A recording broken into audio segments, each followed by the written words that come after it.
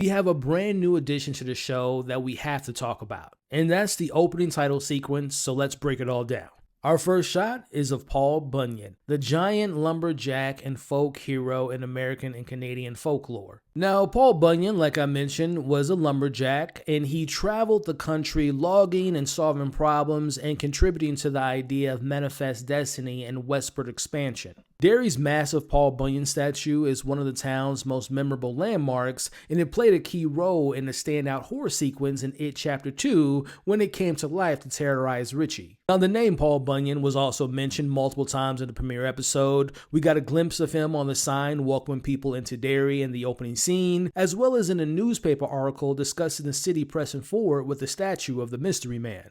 Now, I do wonder if it will take the form of Paul Bunyan again, like we saw in It Chapter 2 at some point later this season. Next, we see some of the town's key locations, including the Capitol Theater, which has the Music Man on the marquee. Now, here on the side of the pharmacy, you'll notice the iconic Uncle Sam "We Want You" poster. This, of course, ties into the Air Force's presence in Derry, but also in the trailer they released after episode 1, there's a shot of it taking the form of Uncle Sam attacking soldiers in the sewers. We also see a little girl with the missing signs flying around her as she investigates a sewer drain, most likely being lured in by it, similar to what we saw with poor Georgie. We then have a group of kids playing in the water by the same bridge we remember Henry using his knife to carve up Ben's stomach in It Chapter 1.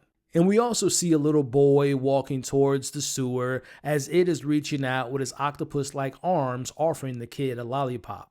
Then we see a lobotomy being performed on a boy at the Juniper Hill Asylum. Now, we know Lily has been sent here, and we see her going back later in the episode. This asylum is known in the various Stephen King stories for performing outlandish, unorthodox, and often dangerous practices against its patients. We see it looking through a window at a little boy from the inside of what I assume is the well house, also known as the haunted house on Nailboat Street. The sequence then cuts to a classroom where Pennywise is controlling a projector as we see the same house being in the middle of a nuclear explosion with some of the kids hiding under their desk in fear of their lives. Now, speaking of Pennywise, we see him on a building as it's shooting into a crowd in the middle of a shootout. Now, this is a clear reference to George Bradley, a gang leader and a minor character in the Stephen King's novel of It. Together with his brother Al, they were a group of bandits that robbed and murdered several store owners across Derry throughout the early 1900s, as well as banks in the Midwest. In 1929, George and the rest of his crew were brutally gunned down by several of Derry's citizens in an ambush shooting.